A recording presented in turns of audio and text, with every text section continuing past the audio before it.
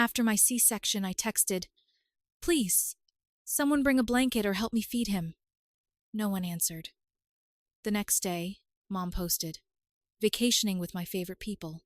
6 weeks later, still recovering, I woke to 81 missed calls and a message from my sister. "You have to send $5,000 now." I replied, I was still numb from the waist down when they wheeled me into recovery. C-section. My son was crying on the bassinet next to me. I could barely turn my head, let alone lift him.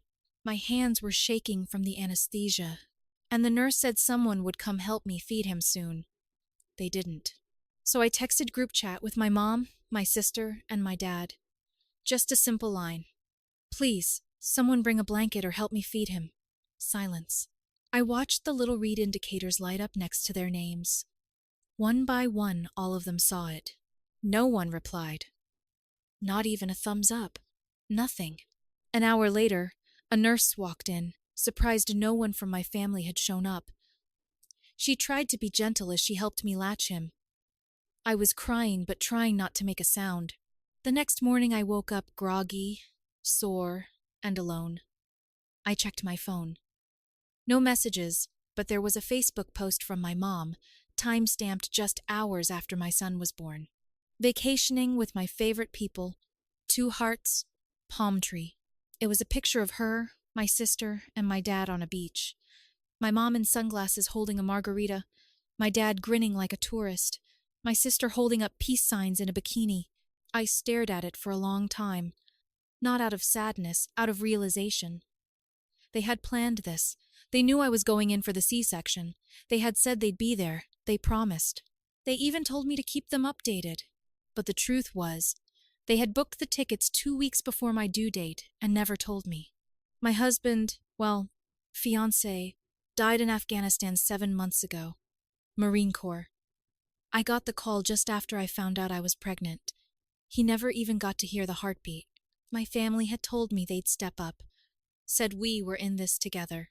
Vice only person who came was Mrs. Granger from next door. Brought a little bag of muffins and sat with me for a bit, saying she remembered when I was a toddler running around in diapers. That visit meant more than anything my family had ever done for me. 6 weeks passed.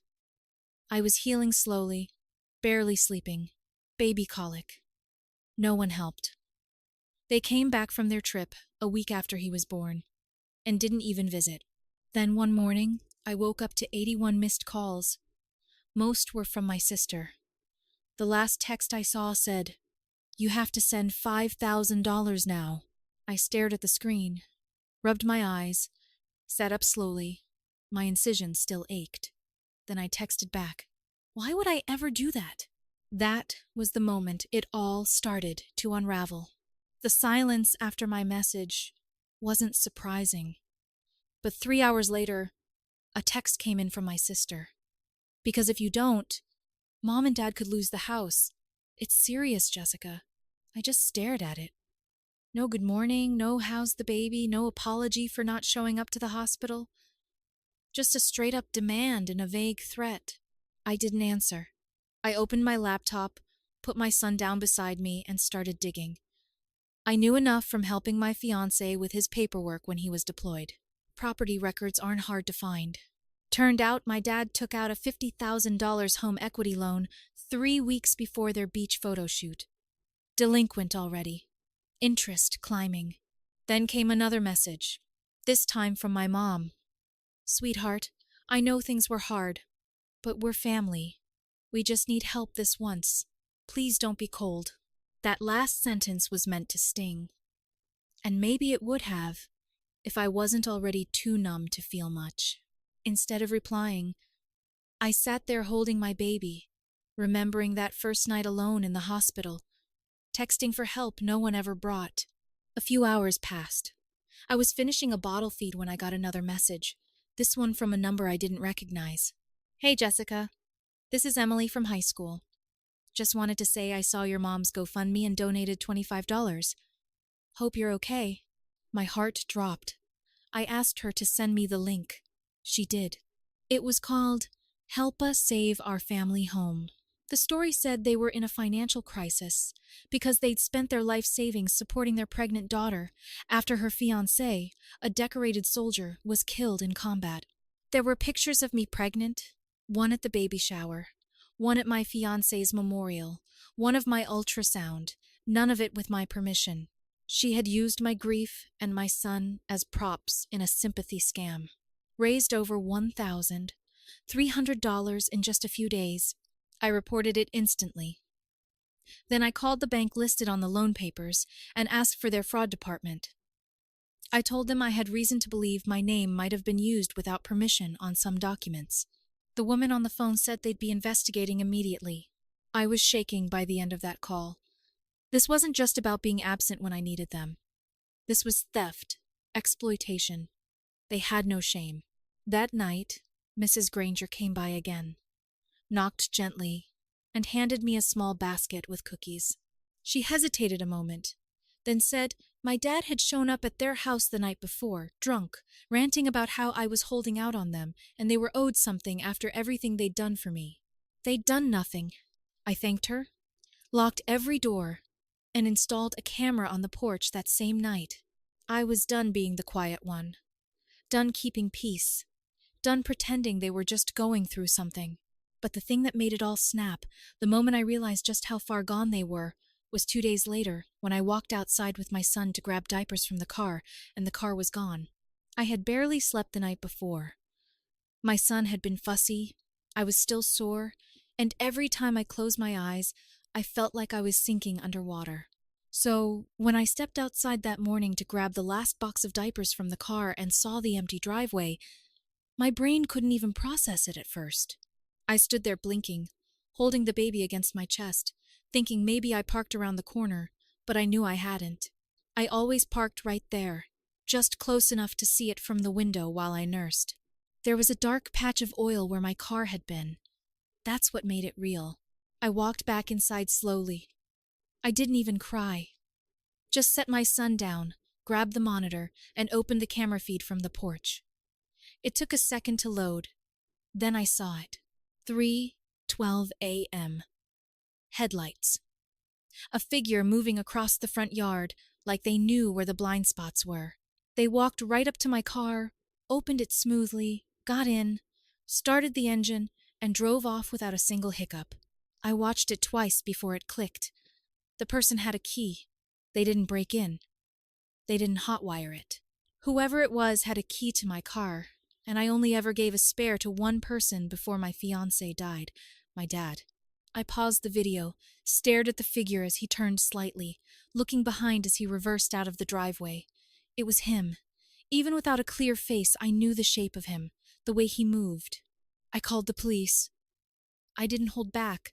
I told them everything about the GoFundMe scam, the threats for money, the home equity loan, and now the car. I said I had video proof, that he still had a key he never returned. They asked if I wanted to press charges. I said yes. An officer came over that afternoon to take my statement and pick up the footage. He was quiet the whole time, polite, but clearly disturbed. He asked again if I was sure. I said I was. They found my car later that day, parked behind my parents' house.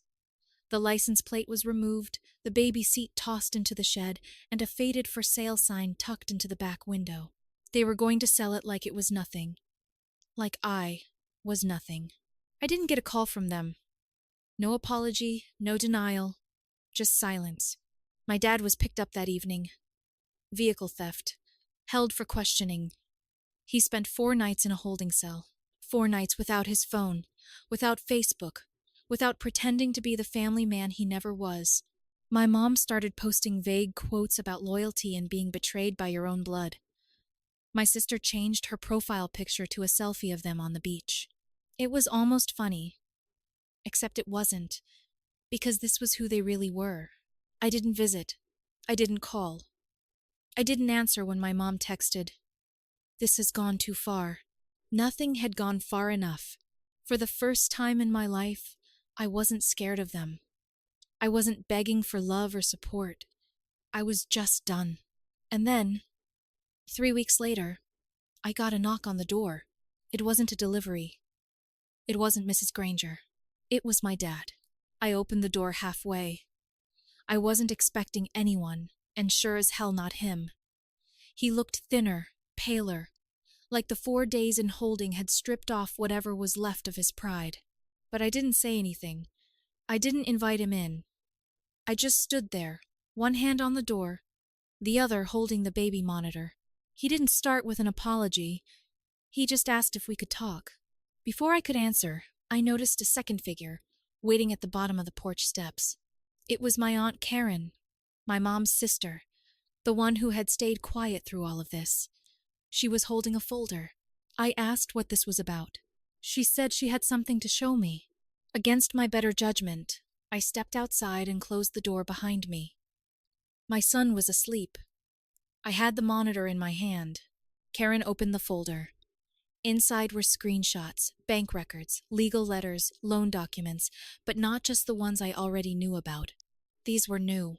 Turns out, after the GoFundMe got shut down, my mom had taken things even further. She started taking out payday loans in my name using my social security number. Loans I hadn't even seen yet, because they were being routed to an old email address I stopped using when my fiancé died. 5 of them, totaling almost $12,000. Karen said she only found out because she overheard my mom bragging about how she was handling things behind the scenes. She'd gone through my mom's desk and found the printouts. She didn't tell me sooner because she was afraid, said my mom had threatened to cut her out of the will. I almost laughed, as if there'd be anything left to inherit. I looked at my dad, expecting denial, but he was quiet. Then he reached into his jacket and pulled out a key. My spare car key. He handed it to me without a word. Then he said he didn't know about the new loans, that the GoFundMe was my mom's idea, that he let it happen, but he didn't expect her to keep taking from me. It sounded like the beginning of an apology, but I wasn't ready to accept anything. I told Karen I'd need copies of everything in that folder. She nodded and handed it over. Then I turned to my dad and asked him why he came. He said quietly he didn't want to end up like her. I didn't know what he meant until the next day, because the sheriff's office called. My mom had tried to report me for fraud. She said I'd been stealing from her and using her name to take out loans. She walked into the station with a folder of fake documents and a story about her unstable daughter. They didn't believe her. Not after the car theft case. Not after they pulled up the report I made about the GoFundMe. But it was enough to make things official. Now she was under investigation. I hadn't lifted a finger. It was all unraveling on its own. I expected her to disappear after the sheriff's office started investigating, but not my mother. She doubled down. 2 days after they confirmed the payday loans were tied to her IP address, she marched into the sheriff's office and filed a complaint against me. Said I'd been stealing from her. Claimed she had proof. Walked in with a folder full of fake documents and a story about her unstable daughter and the stress of raising her grandson alone. The deputy who took the complaint had already seen the car theft footage, knew the GoFundMe story, knew I'd been the one to report the fraud in the first place. So he had to follow protocol. They called me, asked if I'd be willing to submit the rest of the documents my Aunt Karen gave me. I said yes, of course. I scanned everything and emailed it over the same day. Within 48 hours, the whole mess started to catch up with her. The payday loan company confirmed the applications came from her home Wi-Fi. The email address used for the fake checking account matched one she'd listed as a backup on her real credit card. Even the forged signature didn't look like mine. It looked like hers, with a shaky attempt to copy how I signed birthday cards. It was sloppy, desperate, and now it was official. She was under criminal investigation. I didn't post about it. I didn't gloat, but word started spreading anyway. This town's small. People noticed when her SUV wasn't parked outside the house anymore. Someone at the bank must have talked, because even the woman at the pharmacy asked if I was doing okay. Her Facebook page, the same one that had once posted selfies and fake inspirational quotes, was gone. Deleted. Then I got the letter from the bank addressed to occupants of the property. Their house was going into foreclosure. They had 60 days to vacate unless they paid off the full balance, over $51,000. I stared at that letter for a long time. I didn't feel good. I didn't feel bad, I just felt done. Karen called that afternoon and said my mom had asked her for money. Begged, said she was going to be homeless, and that Jessica was making it worse. Karen told her no. Told her she should have thought about that before using her own daughter like a walking ATM. I didn't ask her to say that, but I appreciated it more than I could explain. My sister was next. After weeks of silence, she sent me one text. "You win. I hope you're happy." No apology, no responsibility, just another attempt to make herself the victim in a story she barely even showed up for. I ignored it. That same day, I came home from the pediatrician and found a box on my porch. No return address. Inside were my childhood photo albums, stuff I hadn't seen in years. Between the pages were old birthday cards, hospital bracelets, a few of my drawings from when I was maybe 6 or 7.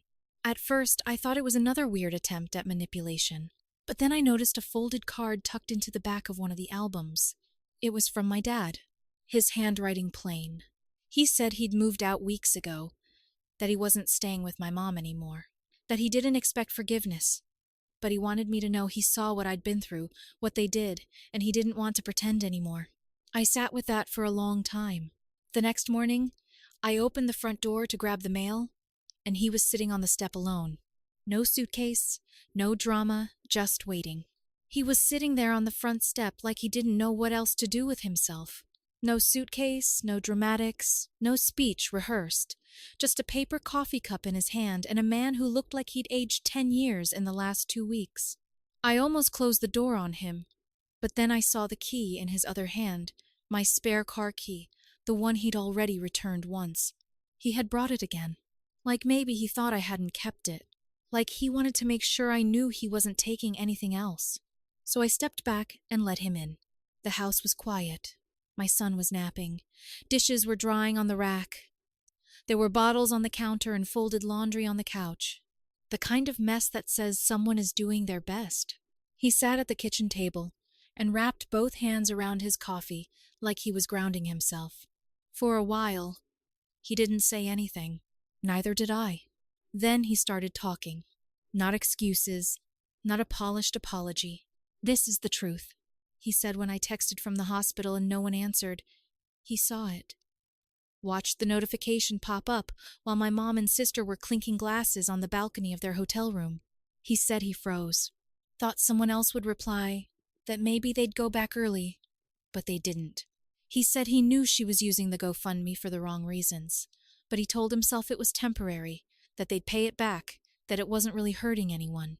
He admitted he didn't realize just how far she'd gone until after I pressed charges for the car. Said when he saw the baby seat dumped in the shed like trash, something broke. Then he told me something I didn't expect. That my mom had tried to empty my late fiancé's military death benefit account. He'd overheard her talking on the phone with someone about redirecting it to support the household. That account was in my son's name. He said that's the moment he left. No argument, no suitcase, just walked out and never went back. He'd been staying with an old friend from his carpentry days, sleeping in a spare room, working odd jobs just to keep himself busy. Said he didn't come to ask for anything, just to say that he knew finally that I was right, that he let it all happen, and that he was sorry, not just for the last few months, but for all the years he stayed quiet. I didn't forgive him right away. I still had that wall up, still remembered too well the silence when I needed someone most. But he stayed. He asked about my son, what time he was waking up now, whether he liked music, what his favorite blanket was, questions no one else had ever thought to ask. We talked for almost 2 hours, mostly about the baby, a little about my fiancé, a little about things he wished he'd done differently. He didn't try to paint himself as some tragic figure. He just told the truth. And that was what made the difference. Before he left, he reached into his coat and pulled out an envelope. Said he had found a few $100 in an old toolbox and figured I might want a new stroller or something for the house. I didn't take it, but I told him to come by next week. Because even if it was late, even if he had let it all happen, at least he saw it now. The others were still pretending. But he, he was the only one who finally got it. And that somehow felt like the beginning of peace.